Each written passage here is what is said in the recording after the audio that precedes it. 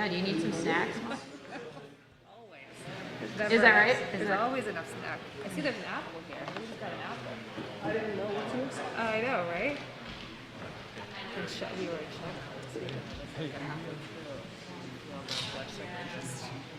No, I didn't.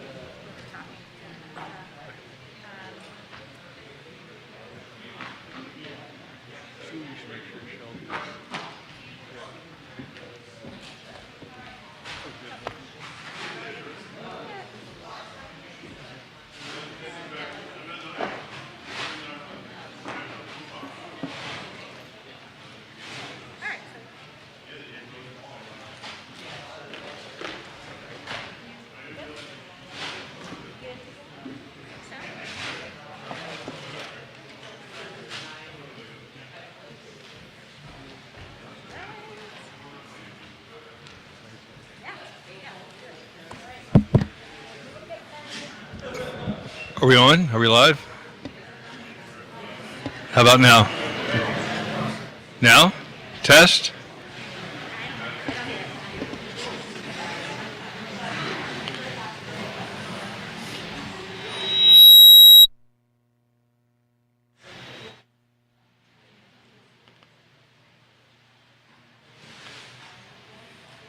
How about now? There we go. Hey, sorry for the slow start, folks. We had some technical issues. We also had some traffic issues that delayed some of the candidates and perhaps some of the folks who signed up to be here tonight. But I want to thank everybody for coming. I'm Brian Shupe. I'm the Executive Director of the Vermont Natural Resources Council. Since 1963, VNRC has worked at the local, regional, and state level to advance policies and programs that promote clean water and the restoration of our streams, rivers, and the protection of our groundwater, the protection of our forests, and all of the many benefits that they provide to wildlife and to Vermonters, including economic, environmental, and ecological and cultural benefits. We've worked to protect Vermonters from exposure to toxic chemicals. We have worked to promote sustainable community development, including affordable housing and smart growth locations, the viability of our downtowns and villages, transportation options in our working lands, and we also are on an ongoing mission to combat climate change, to do our part in Vermont to reduce emissions, to make the problem worse, and also to prepare Vermont for a changing, warmer world, which is already underway. We do all that through advocacy, through litigation, and through public education and outreach. One thing that VNRC does not do is endorse candidates or encourage our members or the general public to vote in any particular way in an election. We do, however, raise awareness around the issues that are important to us and our members, and hopefully share that information so that you and all Vermonters can make informed choices when they go to the ballot boxes in November. And that's what we're all about here tonight, is raising awareness about the issues that are important to all of us. So that's my introduction. Thank you again for coming. I want to thank the candidates for being here, and I'm going to turn it over to my colleague, Lauren Hurl with Vermont Conservation Voters.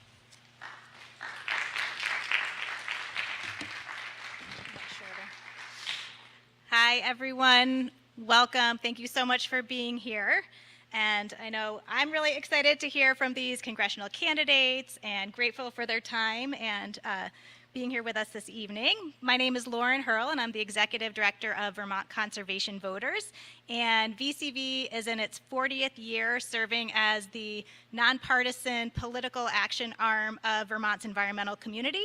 We advocate for strong environmental laws, hold lawmakers accountable, and help support candidates who share our vision and values. We believe that a bright future for Vermont includes working to advance and defend policies that protect the environment, promote health, foster social, racial, and economic justice, bolster strong communities, and strengthen our democracy. We're really excited to be here at the Vermont College of Fine Arts, and this event is also being live streamed, and there was a lot of interest in people watching it from home, and we're really grateful to those of you who came out to be with us tonight. It's fun to have an actual in-person event, and we're grateful to Orca Media for live streaming and recording this event for us. And we know that voters are really eager to hear from these candidates for Vermont's seat in the U.S. House of Representatives, particularly this being the first race in 16 years that there's not an incumbent running. So lots of interest, and we're really looking for a lively discussion this evening about some of the biggest issues facing our state and nation, including the climate crisis, clean water, protecting biodiversity, housing, and democracy. Our moderator this evening is Stephen Pappas, who's the publisher and executive editor of the Times-Argus Rutland Herald. Thanks, Steve, for joining us this evening. And for participants in the forum, we are really excited to be joined by Becca Ballant, who is a former middle school teacher, historian. She has served 4 terms in the Vermont Senate, is the first woman and first openly gay person to be president pro tempore of the Vermont Senate. She's running as a Democrat. Molly Gray, who is a former congressional staffer, worked at the International Committee of the Red Cross, served as an assistant state attorney general, and is currently serving as lieutenant governor of Vermont. She's also running as a Democrat. And finally, Liam Madden, who is a Marine Corps veteran, national anti-war leader, MIT climate change solver, and winner of a Human Rights Award from the Institute for Policy Studies, and he's running as an independent. So thanks again for being here. I'm now going to turn it over to Sheldon Goodwin of Vermont Conservation Voters to walk through a few of the details for the event.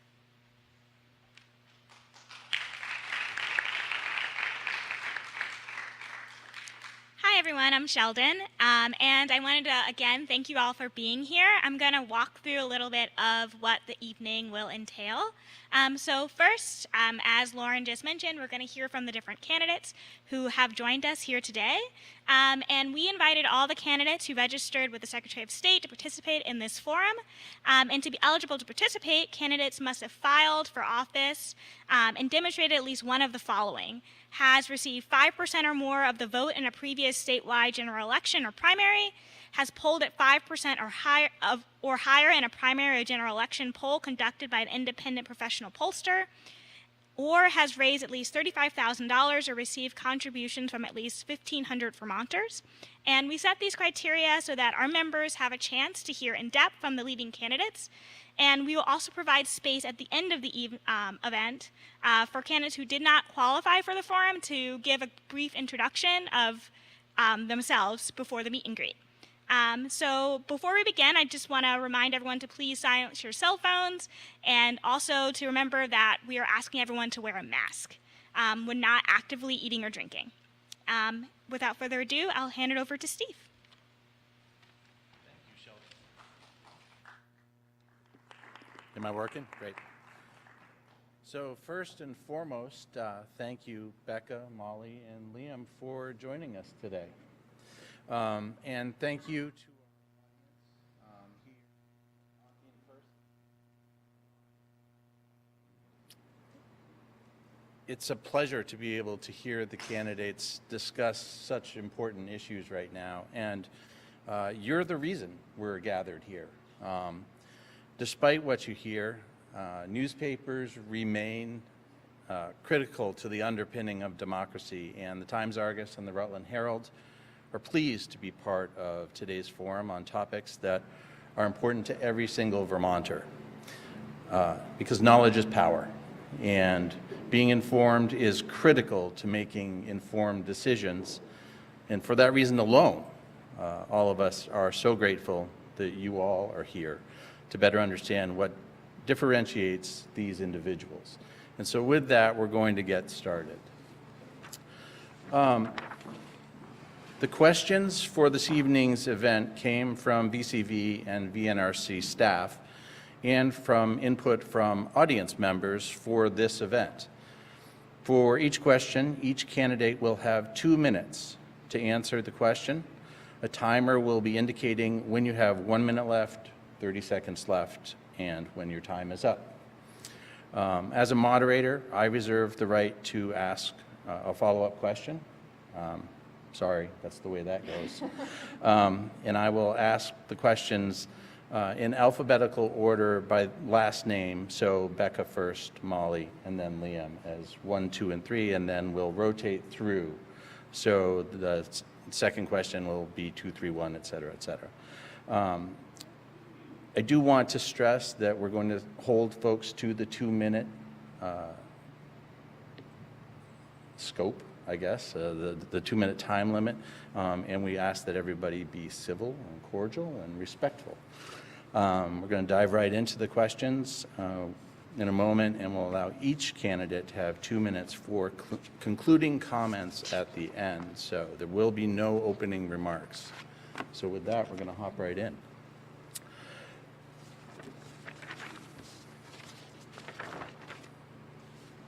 So the climate crisis is perhaps the most pressing issue facing our country. What are some concrete examples of leadership roles that you've played and policies you've helped drive to address this critical issue? And Becca, if you would go first. Sure. So just testing, everybody can hear me in the back? Okay, great. So yes, it is the existential crisis of our lifetime. And I talk about this a lot with my 2 children. And I've done quite a bit during my time in the legislature, both as majority leader in the state Senate and as the president of the Senate, to try to pass bills that will address the climate crisis. And so one of the first significant bills that we were able to pass concerning the climate crisis was the Global Warming Solutions Act. And without my leadership, I feel certain that this would not have been able to pass the Senate. It was something I worked very, very hard on. And it set up a model for us to have a climate council to make recommendations to us.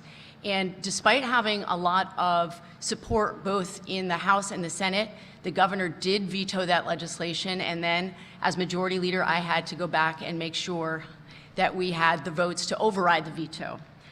We passed this most recent session. We also passed the clean heat standard, which again, the governor vetoed. We did have the votes in the Senate to override. The House did not. We passed the first environmental justice bill in Vermont, and that was a bill that was introduced by my colleague, Keisha Ram, and worked closely with her and the chair of the Senate Natural Resources Committee to make sure that that was passed.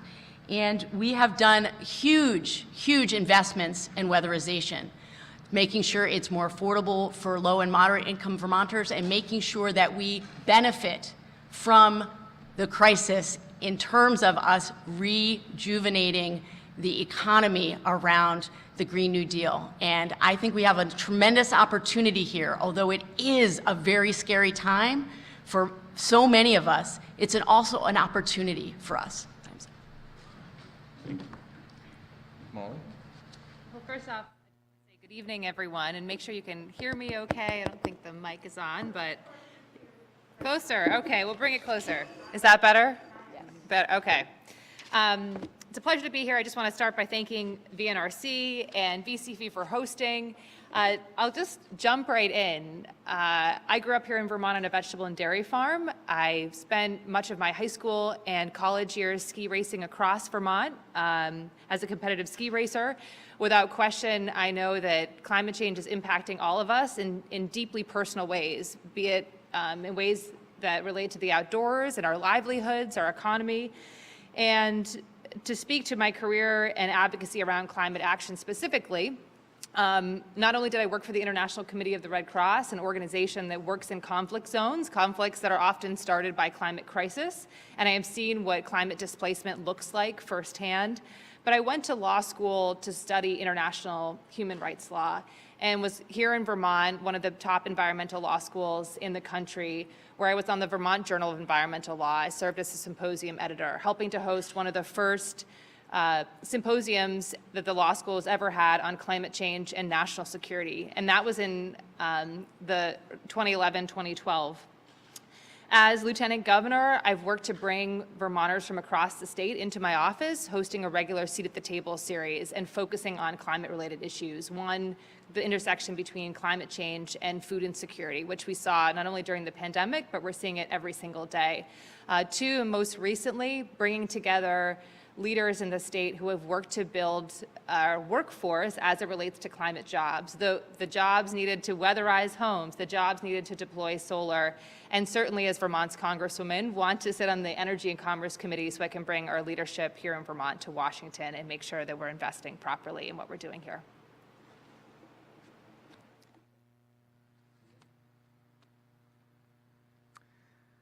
Hi, everybody. I have no policy experience. I'm not a public servant yet. My role has been as an innovator in the nonprofit and private sector, and as someone who's dedicated my life to addressing climate change as a renewable energy professional.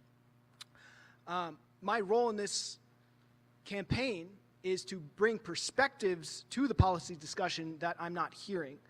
And as a renewable energy professional, I obviously think renewables play an important role in our future, but what I'm not hearing enough is how the Democratic Party is basically just sugarcoating the reduction in fossil fuels that we need and the transformation of our economic system that we need with all the upside of green new jobs and green new energy. But the problem is somewhere along the line, they lost track of the medicine that should go with the sugar, and they kept only the sugar.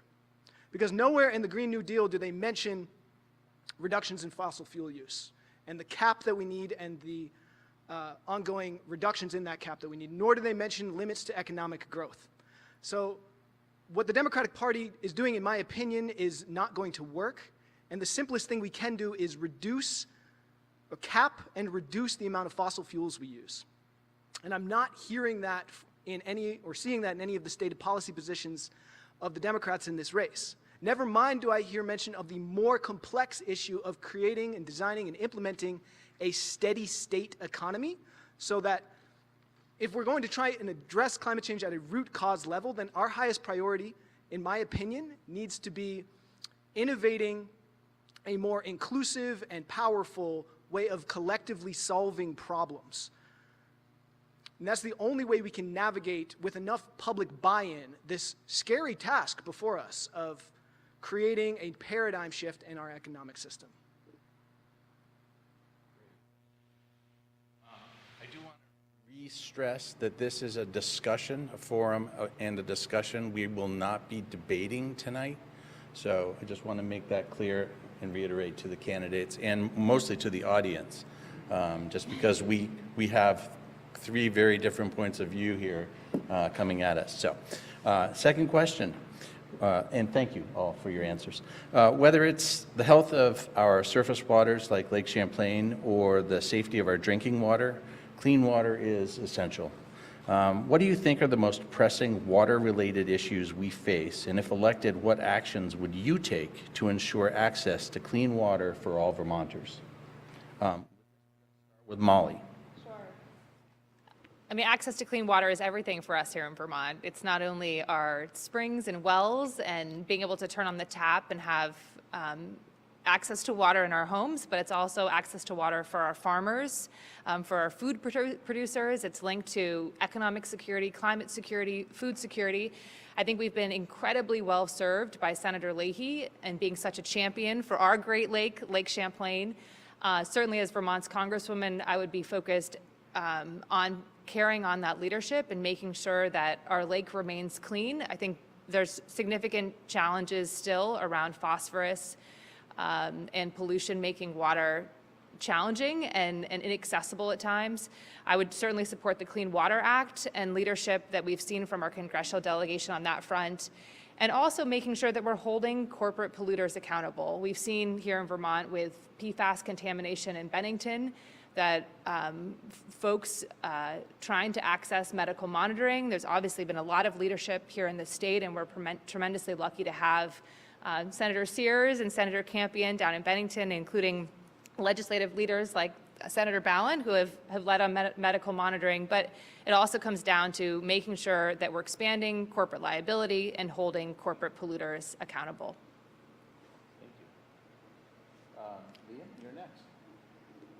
Well, to be upfront, water is a human right, and I am in favor of keeping water a public utility that is as democratically controlled as possible and restricting and opposing privatization of water systems and including much more strong disincentives to bottled water.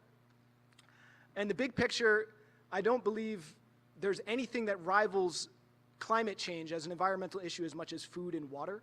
And agriculture is intimately tied up with water use. It uses by far the most water of any of our human activities. And so it's bound up with how I approach agriculture, which if I had to briefly discuss it now, because I'm sure we'll go into more depth later, I support removing subsidies from big monoculture, chemically dependent agriculture operations and transferring those subsidies to regenerative, smaller, more equitably owned enterprises.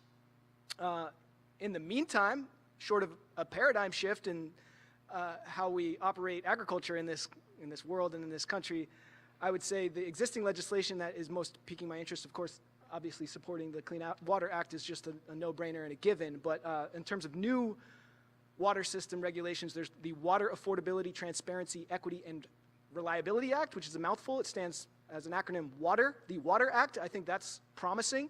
It works to clean up, repair, and modernize existing water infrastructure for places that are woefully needing it, like Flint, Michigan. So that's where I stand on water. It's a human right, and we need to protect it, care for it, and treat it as sacred. It is as important as the climate. Thank you. Becca?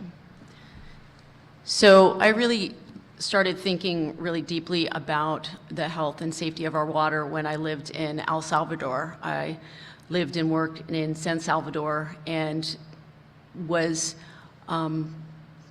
shocked to see the extent to which people had no access to clean water. And my health was directly impacted by that, and that was something that I carried with me for a long time afterwards. And so we do often take it for granted here. But when I served in the legislature, it was something that I took very seriously, that what happened in Flint was something that could happen here if we weren't very vigilant. And as the Lieutenant Governor has said, we did a lot of work around PFAS and PFOS, certainly directing our attention to what happened in Bennington, but we know we're going to see more of that around the state. So we had work that we did here that I know is work that we're going to have to continue to do at the federal level, really concentrating on banning PFAS from all kinds of products, including rugs, carpets, firefighter foam, those items that we have banned it from here, continuing the work that we've done on regulating PFAS contamination in water, making sure we're keeping those toxic chemicals out of children's toys like we have been working on here. And you know, we have been a model in so many ways on the issue of medical monitoring. And I just want to remind everybody, or maybe tell you for the first time if you didn't know, we had to take 3 different runs at that. We passed it 3 different times before we could convince this governor that he should sign on. And that is the kind of dogged work that I will do for you if I am fortunate enough to represent you in Congress. You don't always have success the first time out. You've got to keep working at it. Thank you. Before we go on to the third question, I just want to check technically, can everybody hear the candidates okay? You're hard to hear. I'm always hard to hear. Okay. And are you getting okay feed for, okay, great. So next, what federal policies would you support to bring in-state renewable energy to Vermont? And with this one, we're going to start with you, Liam.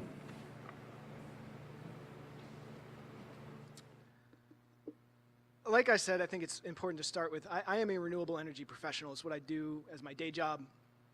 I think it plays an important role in our energy future. And I think we should continue the federal tax credit. I think we should make that more of a tax rebate so it's more accessible to lower and middle income people, because it's clear that you need a really large tax appetite for the existing incentive structure to really apply to you, and that doesn't make any sense. However, the bigger picture I want to press home is that most people probably don't realize the Harvard professor David Keith did a research paper in the journal Environmental Research Letters, in which he cited how much land it would take to transition to renewable energy as our primary energy source. And it would take, this is a shocking number, but I've checked it, it's 72% of American land would be needed to fully meet our energy needs via wind farms, and 6% via solar energy. And I checked his math on solar energy, and I think he's being very conservative. I think it's more. And so that is just a completely unacceptable amount of land. It is almost more than the amount we have under arable crop production. So I am for renewable energy. I have dedicated my life. I think there is a role for it. But if we want a technologically advanced industrial civilization, we need to open our mind to how much safer and more reliable nuclear energy has become in the last several decades. The plants are safer. They can be, the reactors can be produced on a mass production line, making them more affordable. And we can recycle the waste. The only reason the waste is not being recycled right now is because there's a law from the 1970s stopping us. But that's what France does. And if we don't open our minds to a nuclear-powered future, by and large, with some important help from renewable energy, we are going to do a lot to save civilization, but destroy the natural world. And I am opposing that. Thank you. So I want to agree with Liam that I think one piece of low-hanging fruit that we can deal with right now is making sure that we continue the tax credit that has helped so many solar installers here in Vermont over the last decade, and it was at 30% of a tax credit under George W. Bush, and it has steadily declined, and now we're down to 22%, and if Congress doesn't act, it's going to go away entirely.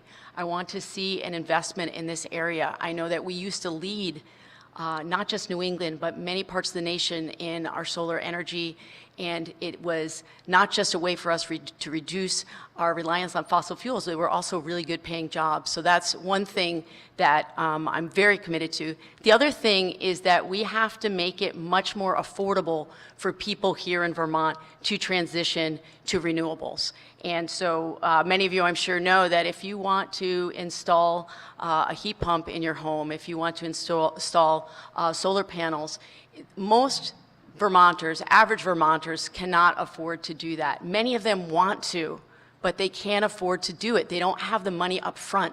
So we have got to put our money where our mouth is. If we want people, and we do, to transition off, we have to not be constantly in a position of shaking our heads, why don't more people do it? More people don't do it because they can't afford it. And this is a place where federal funds certainly would help a great deal.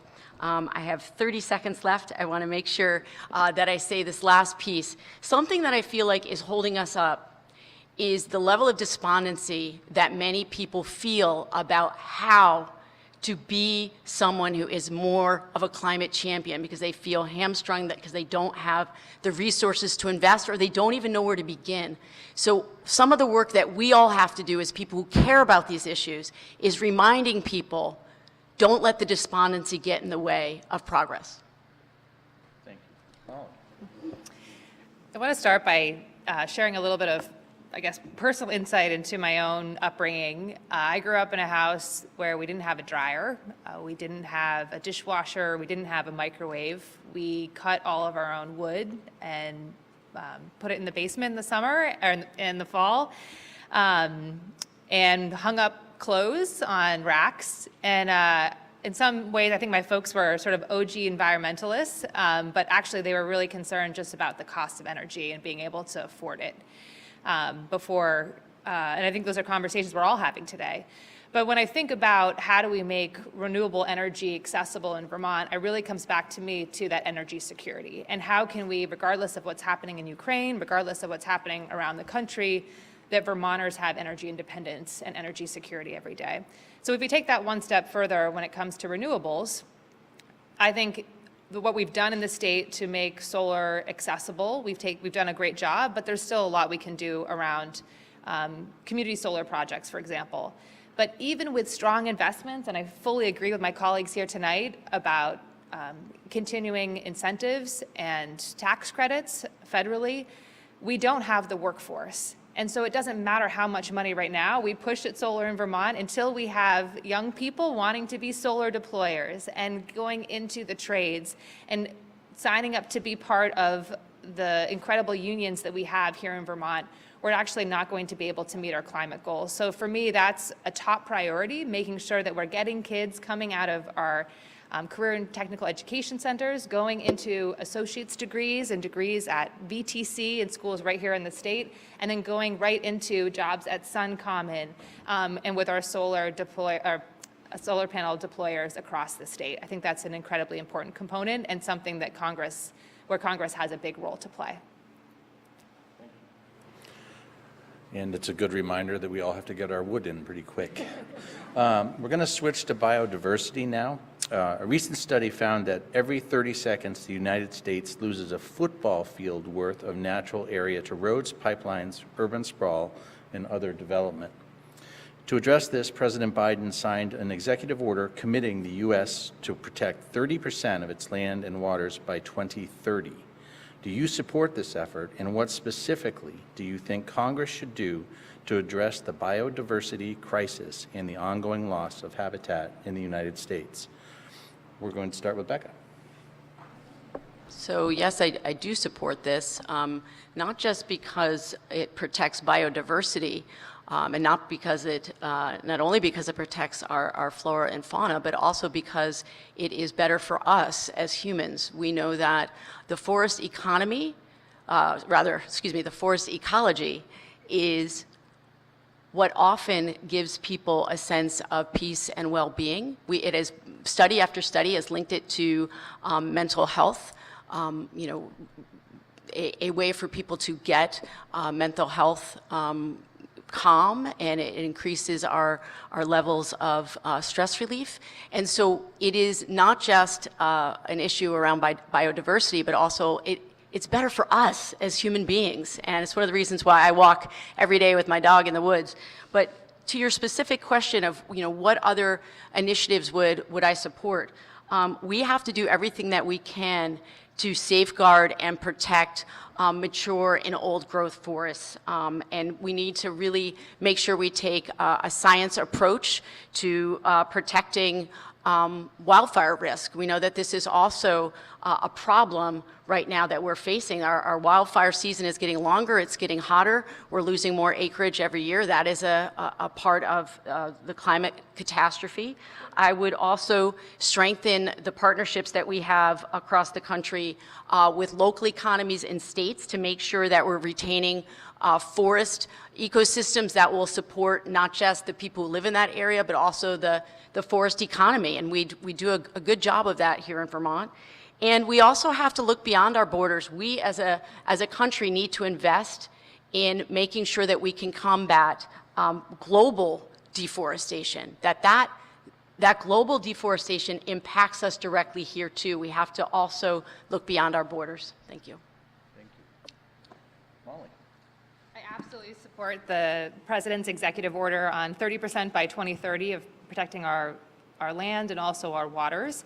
I think what's really exciting about the executive order, and also really important as we approach all of our conversations around conservation, is that who do we have at the table? Do we have our sportsmen and women, here in Vermont, our skiers and our snowmobilers and people who are outside, those who are working our lands, our indigenous communities, our small business owners, and trying to bring as many stakeholders to the table. So this isn't a one party against another, but is how do we protect the land and environment we love so much. And I want to share briefly, I was down in Manchester recently and I met with Orvis, and Orvis was telling me how together with Protect Our Winters, an organization of groups that is working to advocate for climate action, and Orvis has a pretty unique following.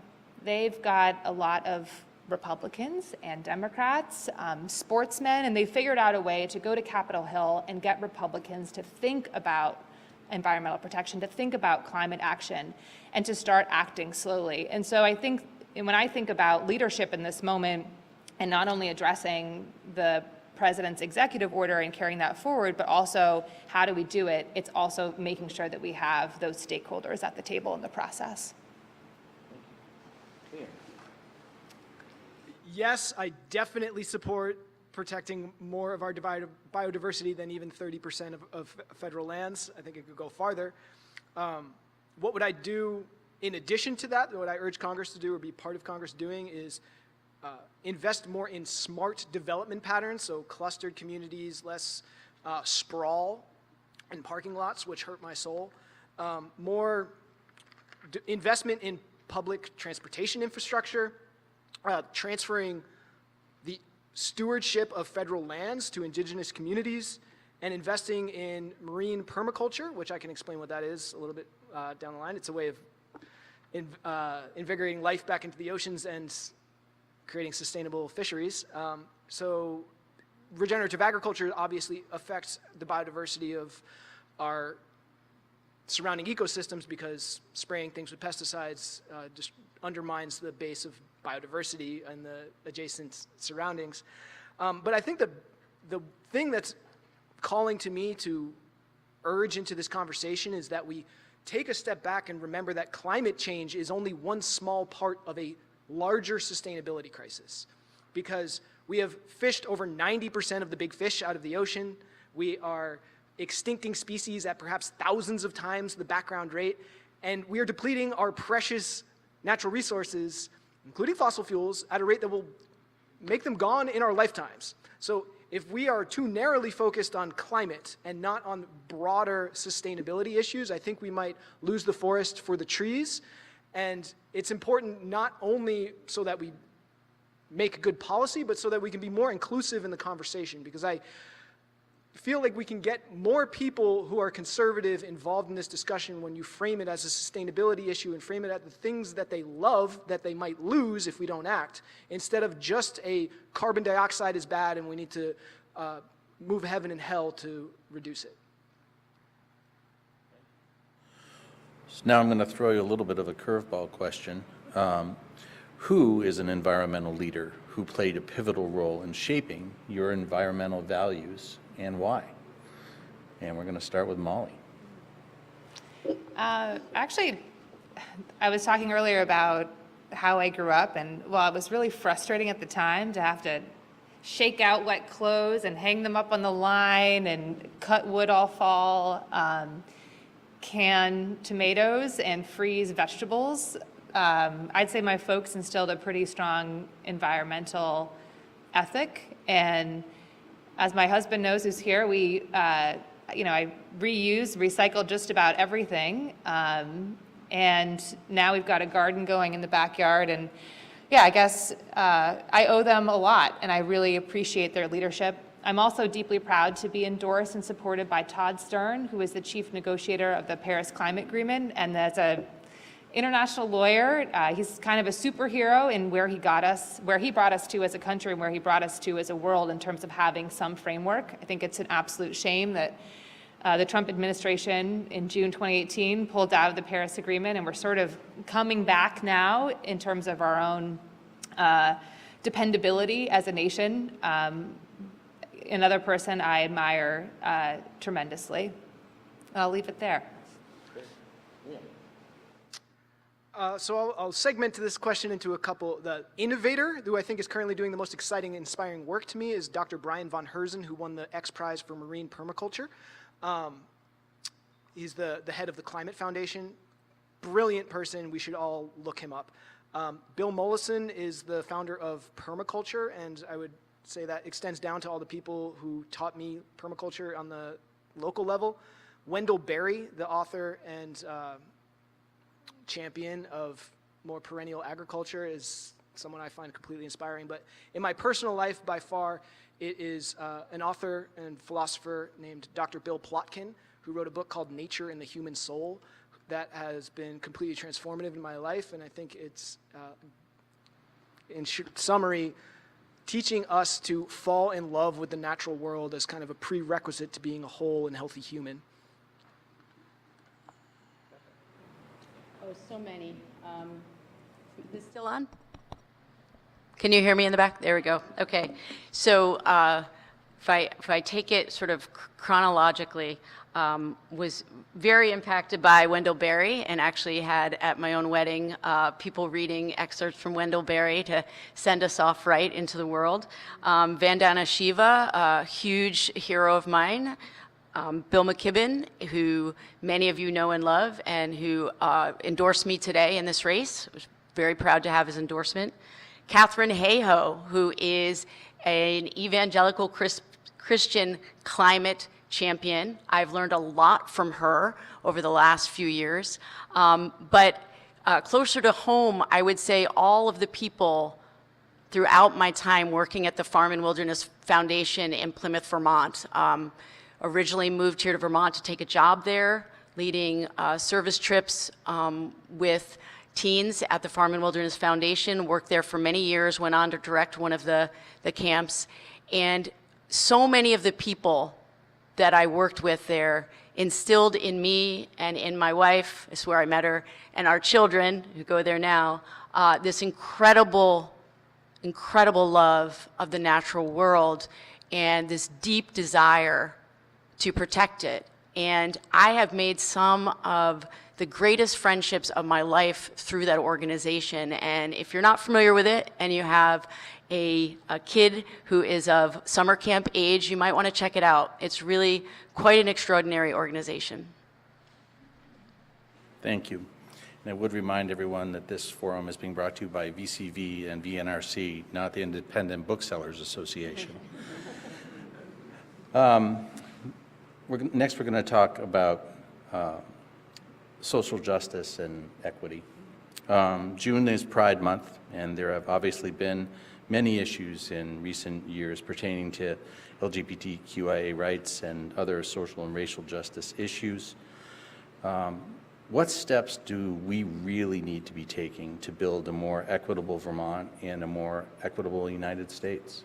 And we're going to start. Just 2 minutes? Huh? I was joking. Well, this is where we transition to 2 hours each. But we're going to start with Liam for only 2 minutes. How can we transition to a more equitable society? So my definition of justice is best served and best embodied by enacting it through economic justice and environmental justice, and political justice. So on the economic justice front, that means giving the preference for the work that needs to be done to build a more just and sustainable world to democratically and equitably run enterprises. And that means, in layman's terms, workers' cooperatives, as well as to large civilian service corps that would be part of a larger federal jobs guarantee. So political justice to me means, of course, equal justice under the law, but it also means giving people realistic mechanisms to bypass politicians who don't listen to them. Princeton University did a study 5 years ago and found that there was a 0% correlation between whether or not the majority of the population agreed with the policy and whether or not Congress passed it. So that is a huge problem, and it's really hard to have political justice when you have a government that doesn't include the voices of the public. So my website is called rebirthdemocracy.com. It's not called Liam Madden for Congress, right? The core message, the central focus of my campaign is about innovating better problem solving in government. So how do we have better, I could go on for an hour about what political justice means and how to create a more inclusive democratic process that solves complex problems better.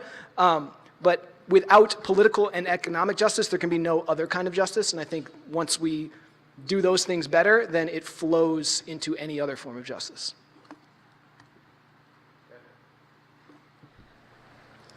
It's such a great question. I'm so glad that you asked it, and it cuts across all of the work that any of us will be doing if we are successful in going to Congress. It's not just related to issues around climate. And the very basic place where so many of us need to start, and it's sad that we have to start at such a basic level, but it's true that we have to admit that there is racial inequity, there is structural inequity, and it has been a part of this nation from before its inception. And when you really accept that and understand that, you don't see the world, you don't see government, you don't see the work that you do day to day in the same way.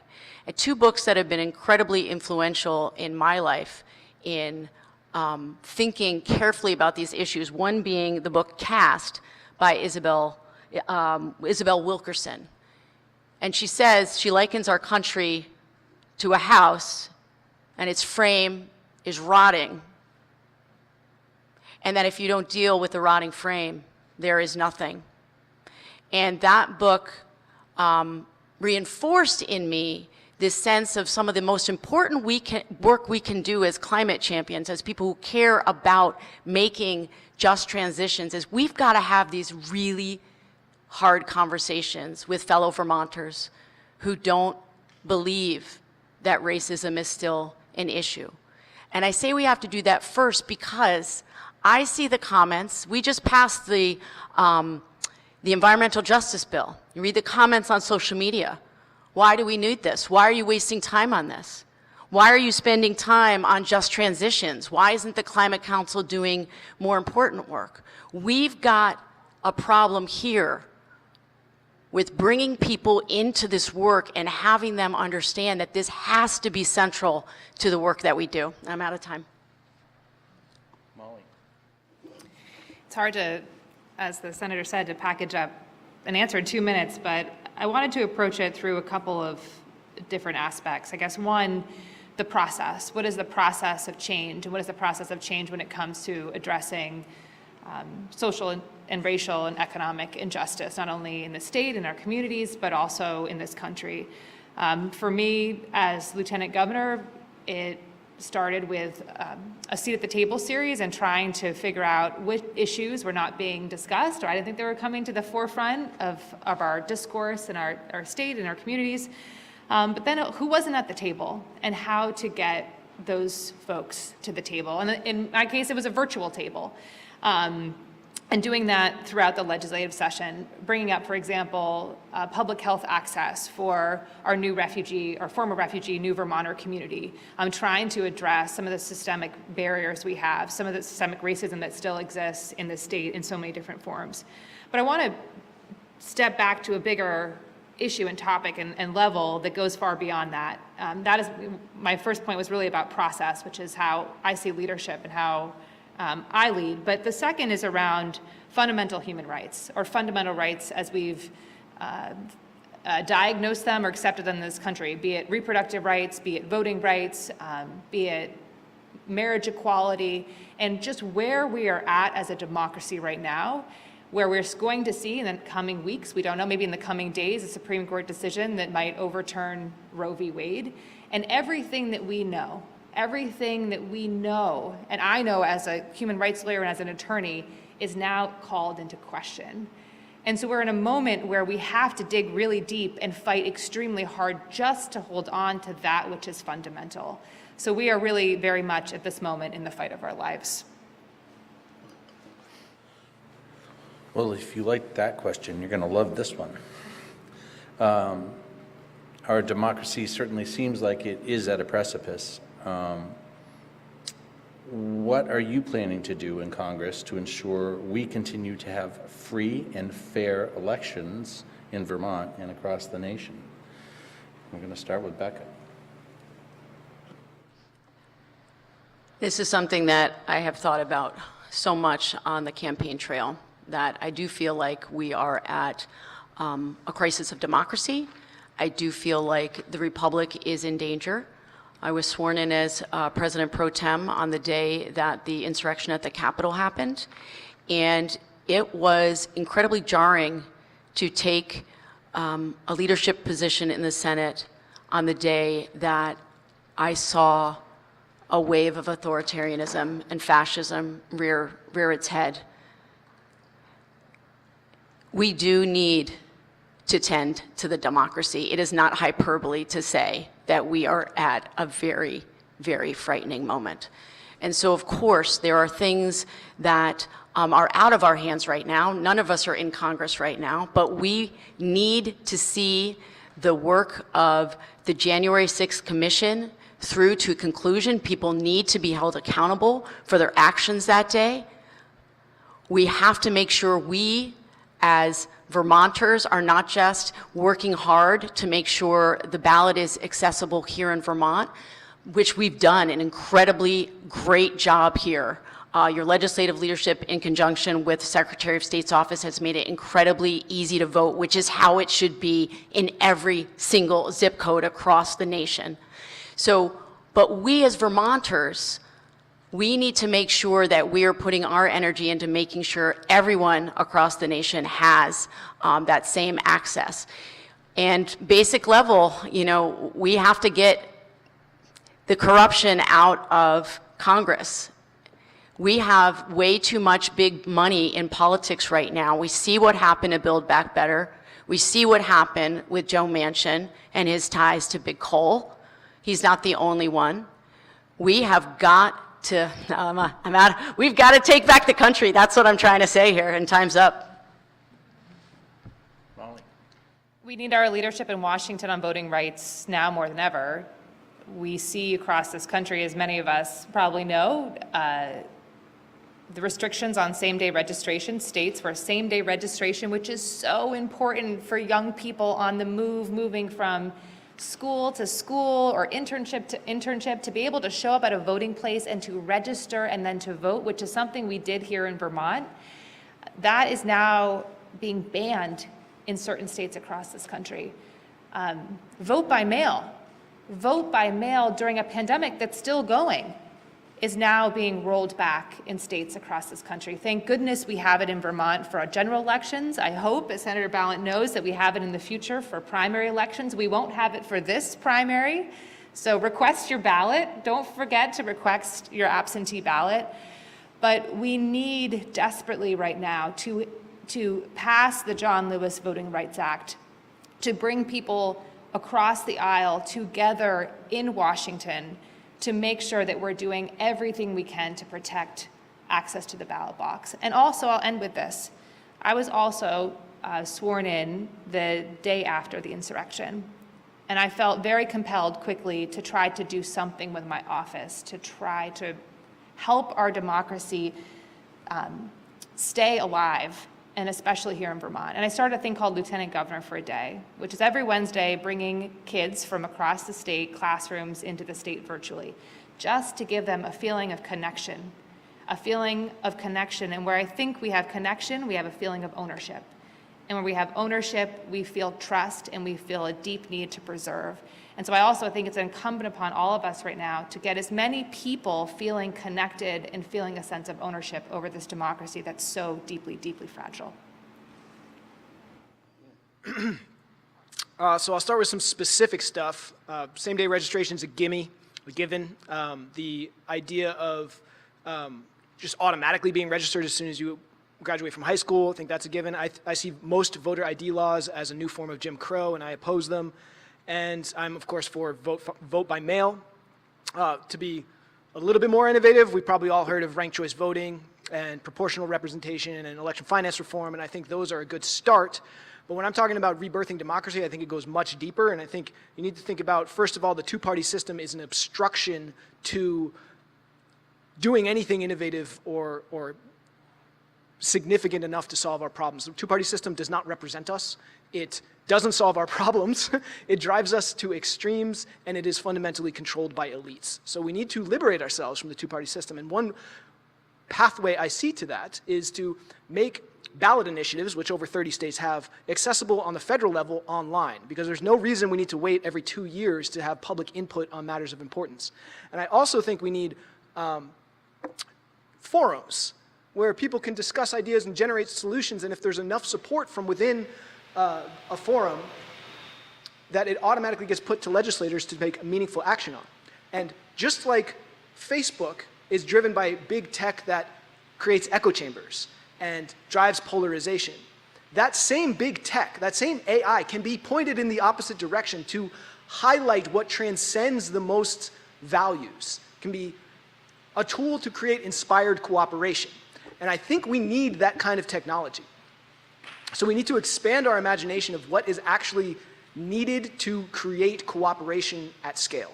And then lastly, I would say, you know, one of the refreshing things about what's happening right now is that new ideas and new blood are entering political conversation, and what we could be doing is committing to term limits. So I'm not for just working for term limits, but committing to them right here. So I want to know, Becca and Molly, would you commit to an 8-year maximum term of service in the U.S. House of Representatives?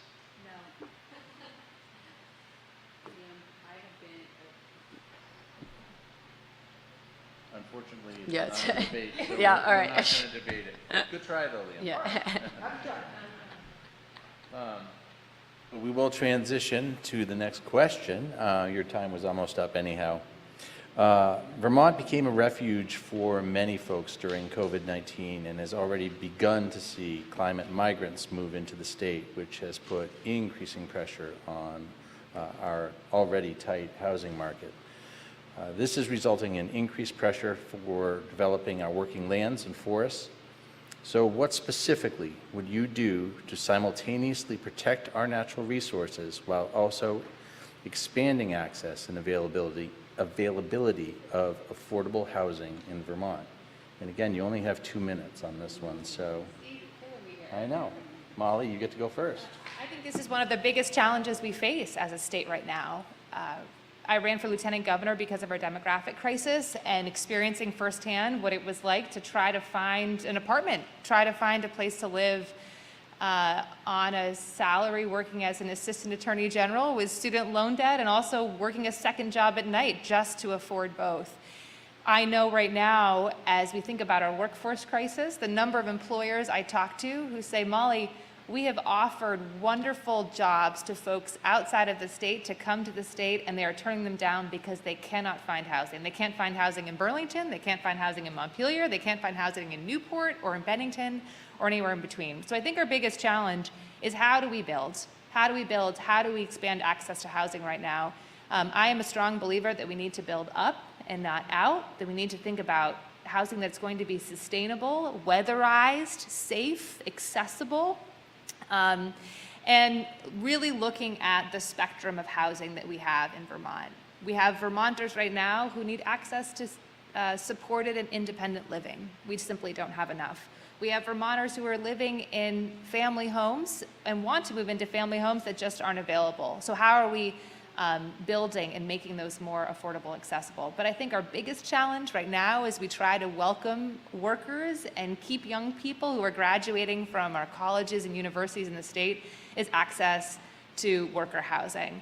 I'm a strong believer that where Congress can step in and provide support now is one, as I mentioned earlier, in building the workforce, two, in making sure that we have the money to invest in water and sewer. We don't right now even have the basic infrastructure support. We've received some money for that, but not enough. And there's a way for us to do this while we also protect and preserve our land and environment, our forests and our fields, our streams. I know we can do it here in the state well, but we absolutely have to have the federal funding. Yeah, so imagine all three of us agree that there's just simply not enough housing, one way or the other. This is a big subject. It's like education. Are we talking about pre-K or graduate students? So which population are we talking about housing for? I think is, it's hard to put it all in 1 2-minute section, but if I were to make an overarching statement to give you an idea of where I'm coming from, I would say that rent is to housing as wage slavery is to employment. And it's not to say all employment is wage slavery, and it's not to say that all rent is extractive. But by and large, rent is a pretty exploitative dynamic, and we should be more skeptical of it morally and perhaps outraged by it.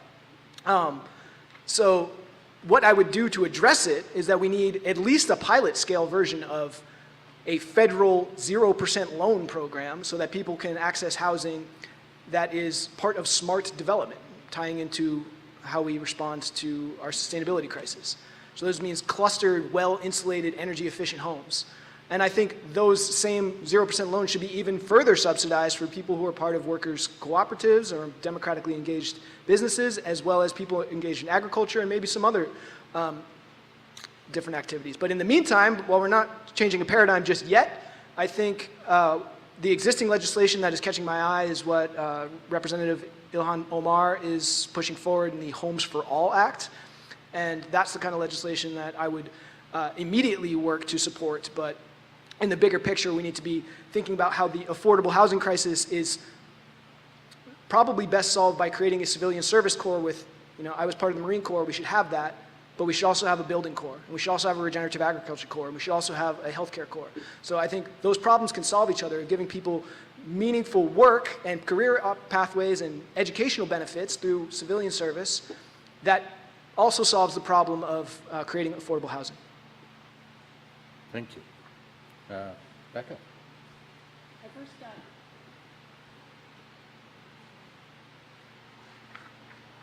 Test.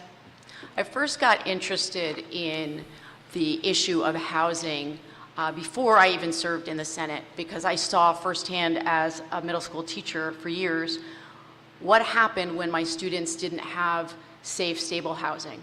It impacted their learning, it impacted their mental health, it impacted their ability to be present and to succeed. And so at a baseline, we have to make sure that we are guaranteeing that Vermont families have safe, affordable housing. Now, under my leadership, both as majority leader and then as President Pro Tem, was able to make the largest investments in new housing in decades. We did not anticipate the COVID refugees. We did not anticipate how the housing market could tighten even further, because it was already tight. But where we can look to the federal government for supports, my colleagues have mentioned some of them. Certainly we need more federal dollars for water and sewer to make sure that we are building where we want building to happen in downtown and village centers, which is what we've been doing in Vermont for years, really focused on smart growth. That's how it should be. We're also investing a lot of money in rehabbing our housing stock. We have some of the oldest housing stock in the nation here in Vermont. And because of that, we have some of the housing that is the leakiest in terms of weatherization. So these issues go together. We've also been investing in accessory dwelling units. And I know that that's another way that we can bring new units online quickly. The other thing that we've looked at in Vermont is doing some version of tax increment financing for smaller municipalities. Smaller towns and cities want to build more housing, and they don't have the money to do so. Thank you. In less than an hour, President Biden is going to deliver an address to the nation about the recent mass shootings. News reports say that he's going to be stressing the urgent need for Congress to pass gun restrictions. What specific federal legislation would you support to reduce gun violence in America? And we're going to start with you, Liam. Okay, so I am a former Marine, so I understand what the difference between an assault rifle is and what people have in their imagination when they hear the word assault rifle. Most tragedies probably could have happened or did happen with weapons that don't even qualify as assault rifles. So it's important to expand the conversation a little to understand what would actually be effective policy and prevent these types of tragedies. One, we need severe restrictions on any mentally ill person having access to firearms. Two, the Second Amendment, it should stay intact. And I think the House legislation in Vermont that made it illegal for 18 to 20-year-olds to access guns is actually unconstitutional. I'm not saying it's a bad idea. I'm not saying I'm opposed to it ethically. I'm saying it's just unconstitutional, and you need to call a spade a spade. Nowhere does it say that people over 18 to 20 have the right to bear arms. But that said, the right to bear arms is the worst punctuated amendment ever, and it implies a well-regulated militia, which means that there's a community of ethics that goes along with having a firearm that imposes discipline about using deadly force. And I think we need that kind of local community of ethics so that we can verify who on our community levels is actually known to be responsible enough to have the kind of weapon that is capable of doing dangerous things. I think handguns and hunting rifles need less regulation, but regulations are needed for weapons that have more military application.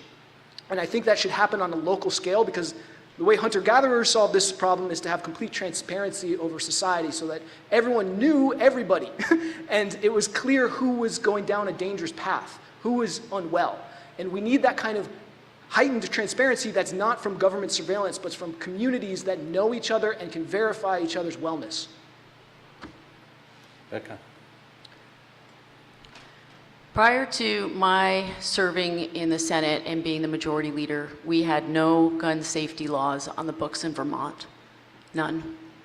And it was a goal of mine to make sure that we passed a package of gun safety measures while I was in that leadership position. I had my dear friend Ann Braden was the one who founded Gun Sense Vermont, and I was actually the first person to donate money to get that organization off the ground.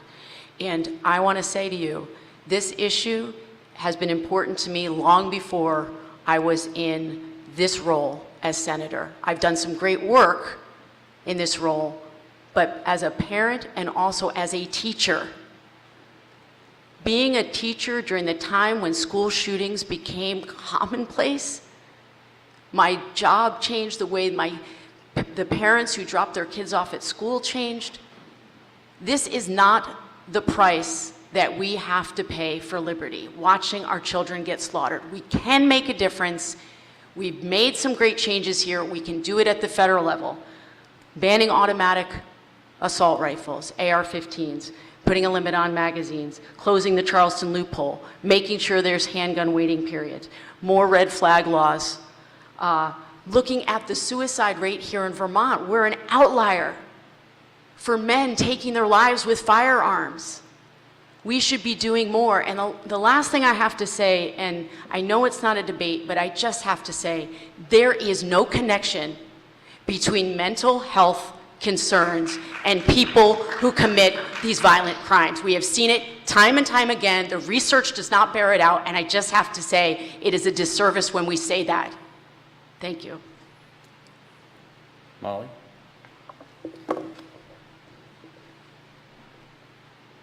I've been thinking a lot about why is it right now that Congress just cannot act? Why? Why is it when Russia invades Ukraine and is killing civilians and inciting genocide, according to recent reports, that we can come together as a country to try to protect people, to provide aid and assistance, but right now, across the United States, where children are being killed in schools, where individuals are being targeted because of the color of their skin, in grocery stores, individuals are being targeted in places of worship because of their religious beliefs, and there have been shootings since Uvalde in Tulsa, as we know. How is it that we cannot come together right now as a nation across party lines to act? I'm glad that the president is giving a speech tonight. I 100% support the reforms that were mentioned just now by my colleague, red flag laws at the national level. We do not need weapons of war on our streets, banning assault rifles.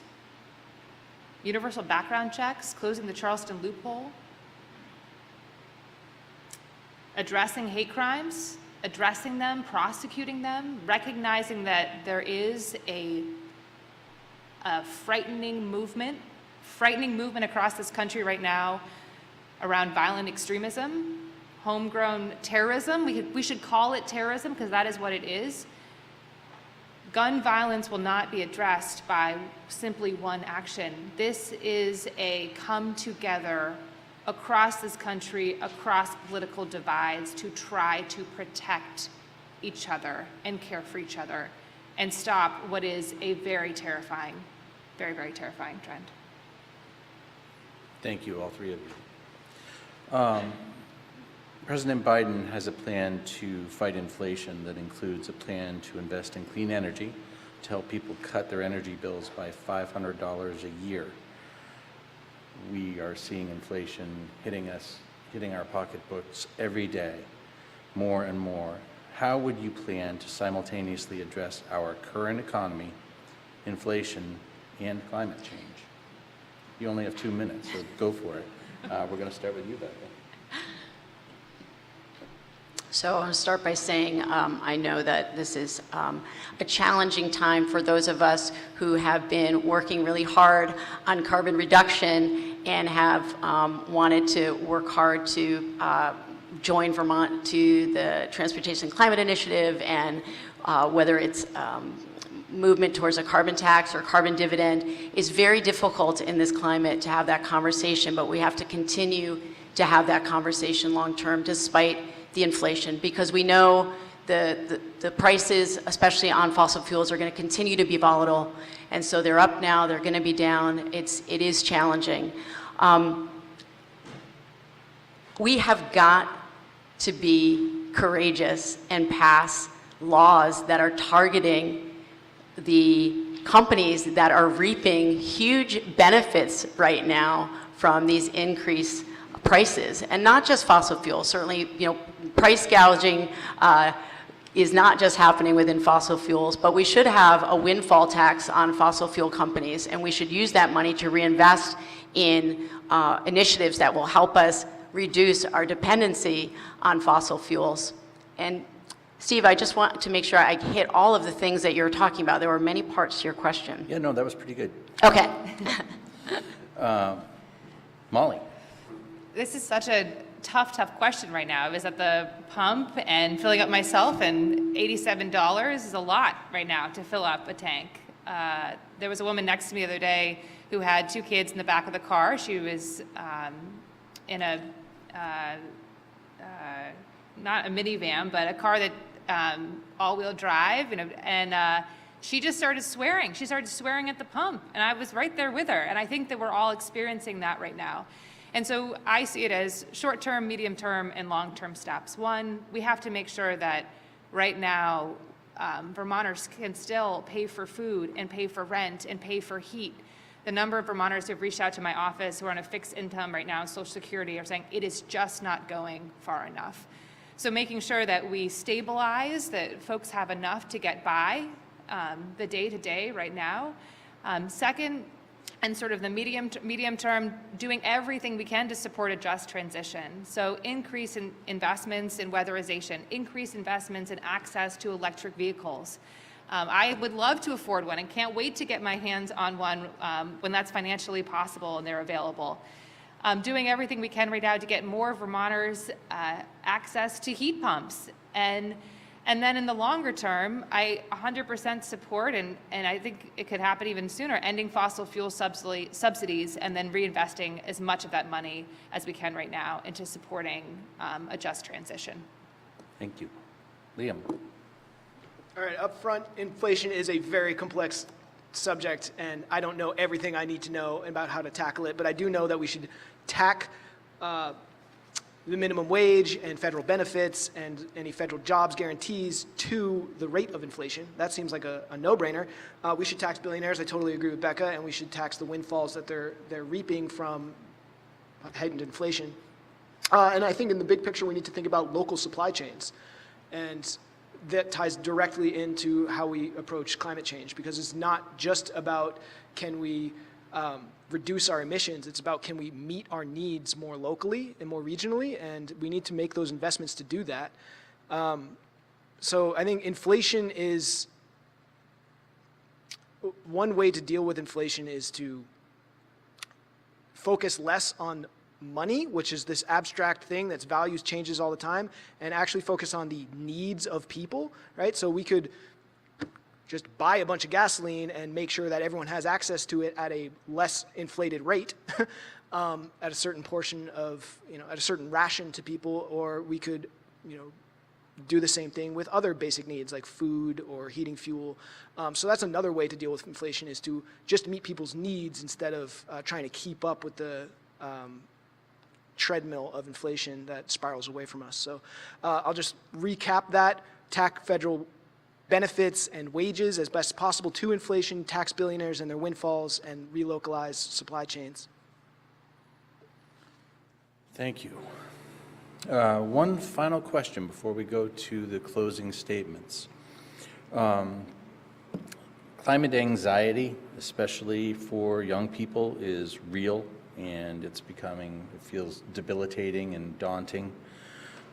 What do you say to young people to give them hope for a bright future and habitable planet, and what will you commit to and to them to address the crisis at the scale and pace that the challenge actually requires?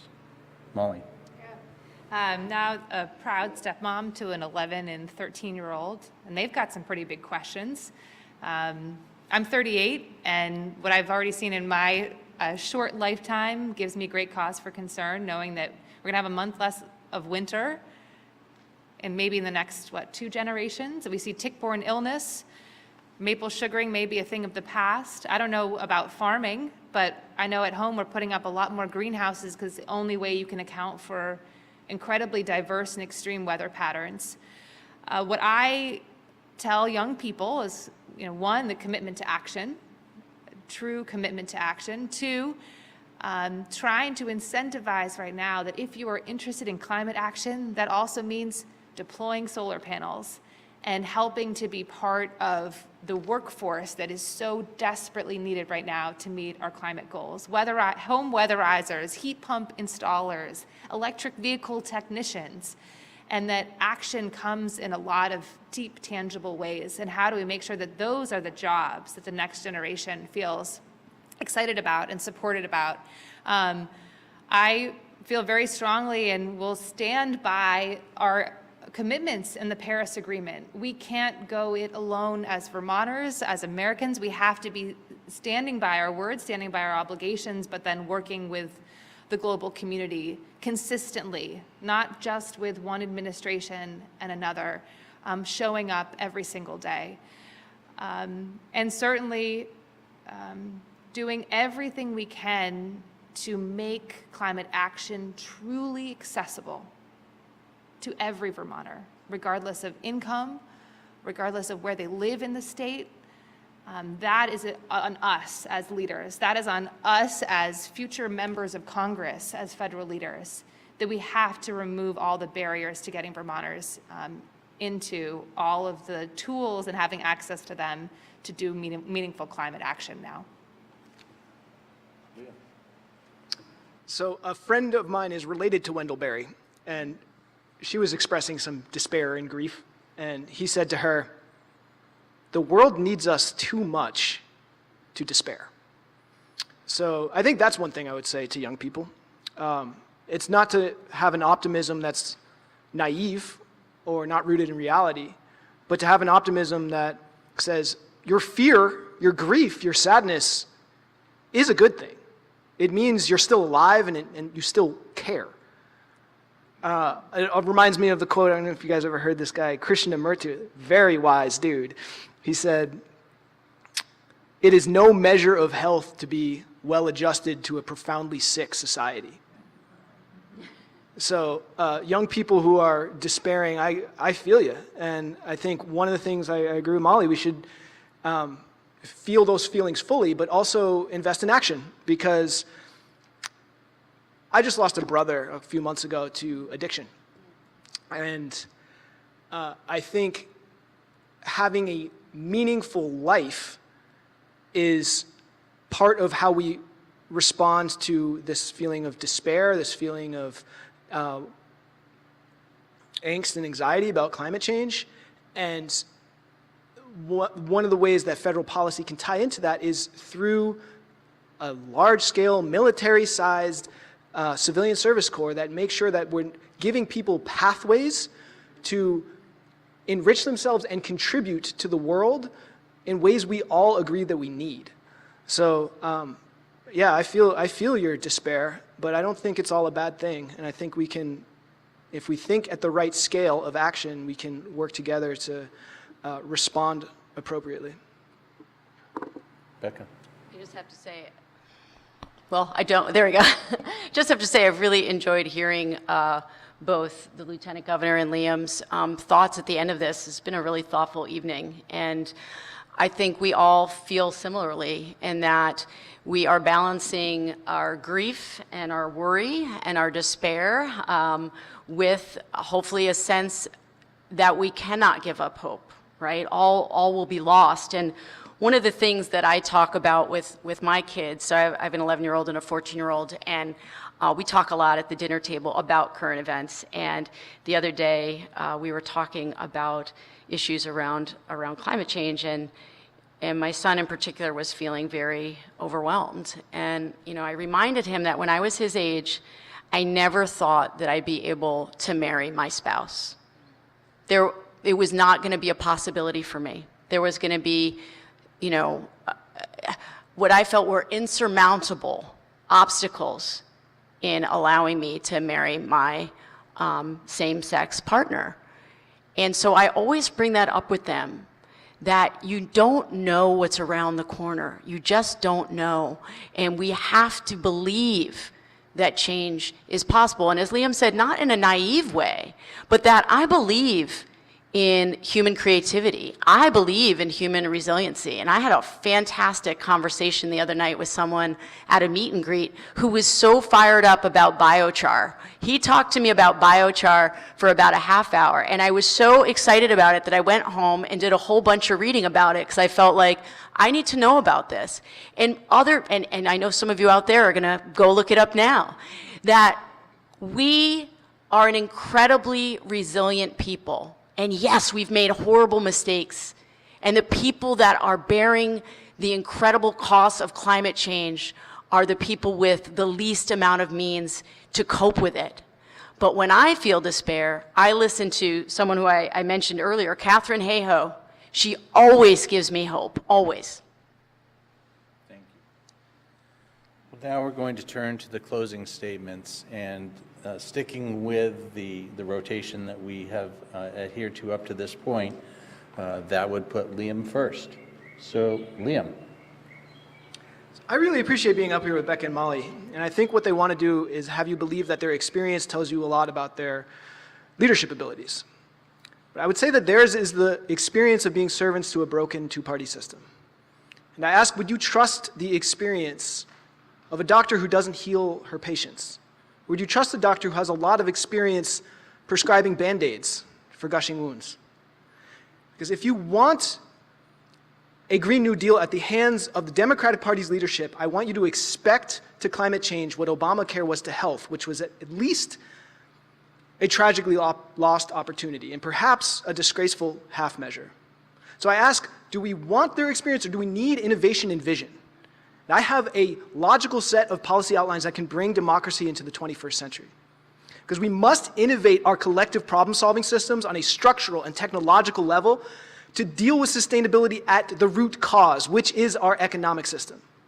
And the only way to transform to a steady-state economy, one that values our planet and our people and our principles as more sacred than just profit, is to create a robust and wise democratic process so that we can all be involved and have public buy-in about what needs to happen. Because I promise you this, the future will belong to those who are using the most advanced technology effectively. And right now that means the future belongs to either unaccountable authoritarian governments around the world or unaccountable tech oligarchs, mostly right here at home.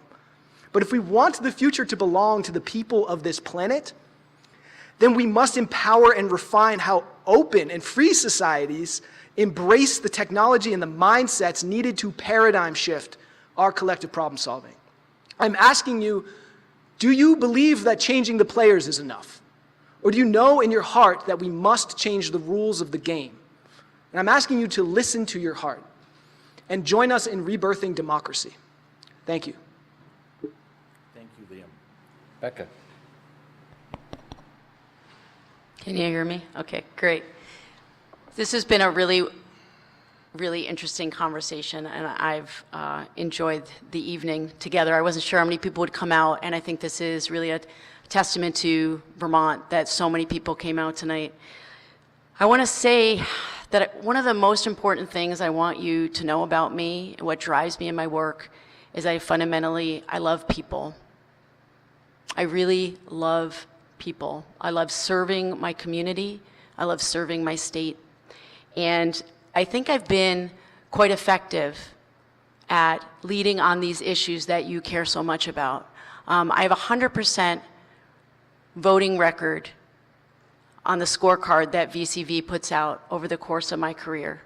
from environmental justice to ban on PFAS, medical monitoring, lead contamination in drinking water, safe elections, Global Warming Solutions Act, and on and on and on. I have been a partner with this organization and with VNRC for years, and I feel it so deeply that it's some of the most important work that I've done.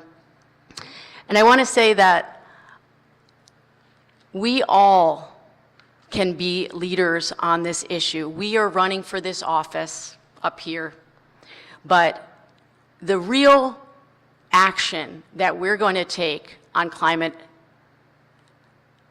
is going to be happening in each of your communities, in really meaningful conversations with your neighbors, with your children, in your kids' schools, talking with people who have different views than you have, because we all want to live in a world that is safe and healthy. We all want that. And there's so much that we can use to bridge the gap between us on these issues. And that is something that I've done my whole life, not just in state government, but my whole life, trying to make that connection. And that's what I will do as your next congressperson. Thank you. Thank you, Becca. Molly.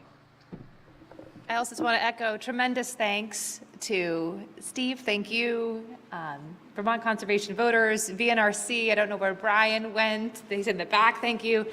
Thank you all for coming out tonight.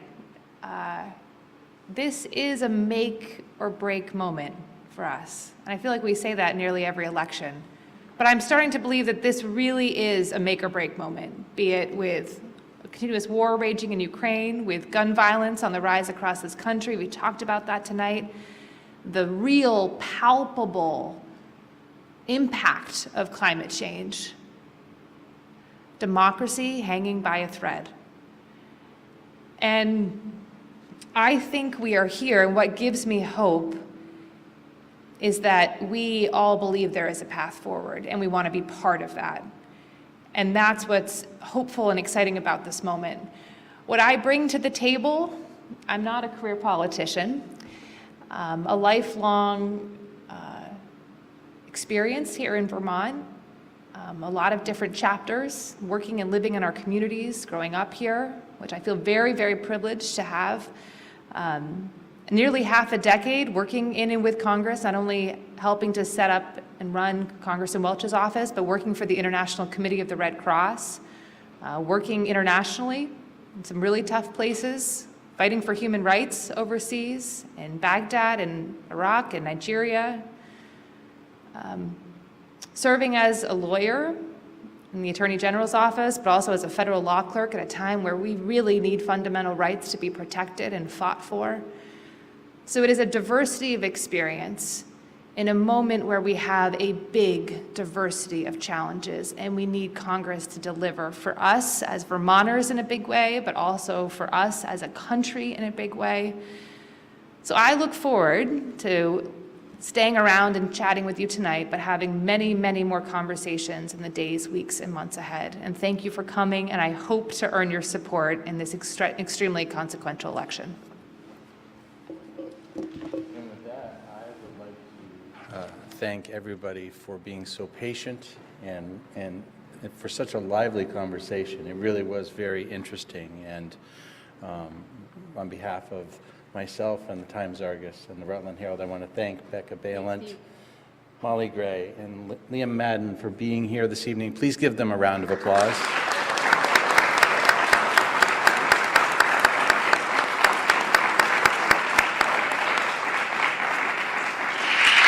Hi, everyone. Oh, sorry.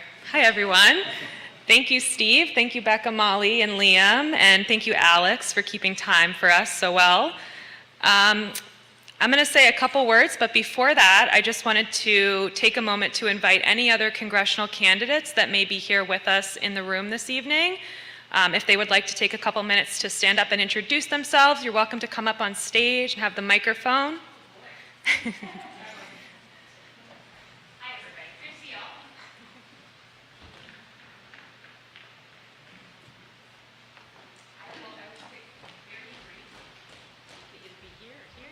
no, I'll just take here. Thank you. Appreciate it. Hi, everybody. My name is Shanae Chase Clifford.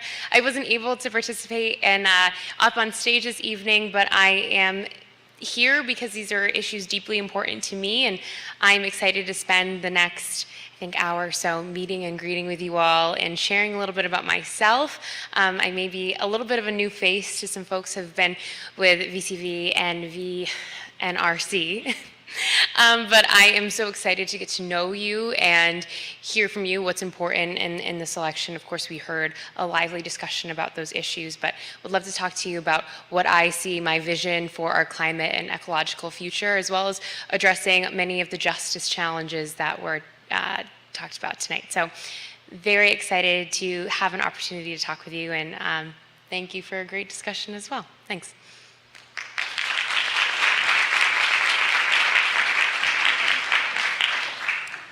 Thank you, Shanae. And if there are any other candidates for any office who would like to introduce themselves before we move into the meet and greet portion of the evening, you're welcome to come up and do so.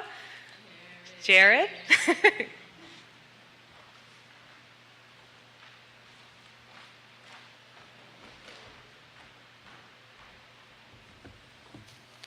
Thank you, Greta. Thank you, Vermont Conservation Voters and Vermont Natural Resources Council. My name is Jared Duval. I am a candidate here in the Democratic primary for State Senate to represent Washington County, Stowe, Orange, and Braintree. And climate and clean energy work has been my life's work for the last 20 years. Have been serving on Vermont's Climate Council as a co-author of Vermont's Climate Action Plan. Currently direct the Energy Action Network, which is a statewide network working towards Vermont's climate, energy, economic, and equity goals, and have been doing this work since I was a student organizer in high school. Similar to Senator Ballant, I was honored to just receive an endorsement from my longtime organizing colleague, Bill McKibben, last week. And would just invite anybody who's interested to learn more. My website is jaredduvalvt.com. There's more about who I am, why I'm running, and positions on the issues. So thank you, and I will also be sticking around and would love to have conversations with you all. Thank you.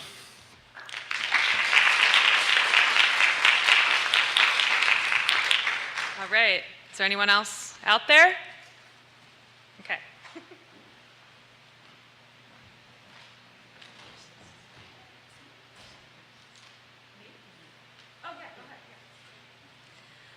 Hello, everyone. My name is Ann Watson. I am, okay, check. Hello. Test, test. 1, 2. I can also just speak really loudly. That's also possible. I'll give it one more shot here. Hello, check, check. 1, 2. Test, test. All right, that's okay. Yeah, are they? Hello, check, check. Oh, does yours work? Okay. That's all right. It will in a second. Oh. Is it working now? That's okay. My name is Ann Watson. I am also running for state senate to represent also Washington County, Stowe, Orange, and Braintree. I am running because every day I work with high school students that are worried about climate change. I have been a teacher at the high school in Montpelier for 17 years, teaching physics and engineering and mathematics. And so especially dealing with energy every day, it's something that I think about all the time. And I am really very passionate about climate issues and making a difference, especially transitioning in a just way for Vermont, being able to find ways to center minorities as well as the poor, who are the most impacted and the least able to adapt both to the effects of climate change and to being able to make adjustments that might be needed to get off of fossil fuels. In addition, I'm also the mayor of Montpelier right now, and from the constituents that I hear in Montpelier, I hear also frequently about just the economic issues that are really troubling in society right now in terms of the lack of affordable, high-quality childcare, the lack of paid family leave, and the affordable housing. These are issues that, as mayor, I've worked on and we've made progress on. We've actually been able to enact some policies that have made progress, and that's very exciting. And I'm really looking forward to taking those ideas to the state and working together with fellow senators and the legislature as a whole. So I'm also, I've got a website, Ann Watson for VTSenate.com, and I will also be sticking around, so happy to chat with anyone afterwards as well. So thank you very much for the opportunity to introduce myself.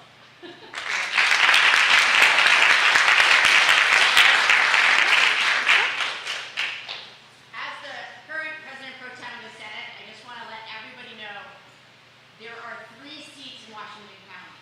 So they're not necessarily running against each other, okay? So I just wanted you to know that. And the other thing that I want to say is the job that they do will be incredibly important, and I hope that you will take time to talk to each of them. Thank you.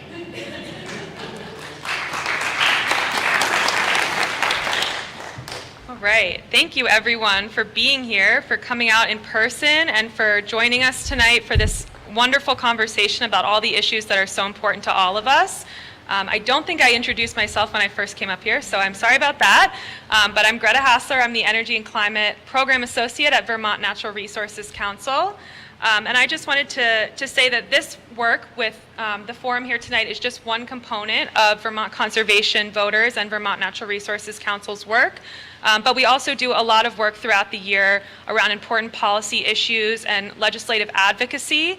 So it's really, we just want to say thank you so much for being here tonight. And if you bought a ticket to come out and support our work, thank you so much. And if you would like to consider supporting our work more long-term, becoming a sustaining donor, you can do so at the back table in the back of the room with the green tablecloth. And now we're going to move into the meet and greet portion of this evening. There's a cash bar in the back, and there's also food back there, which you're welcome to help yourselves to as you mingle and meet the candidates. Thank you all so much.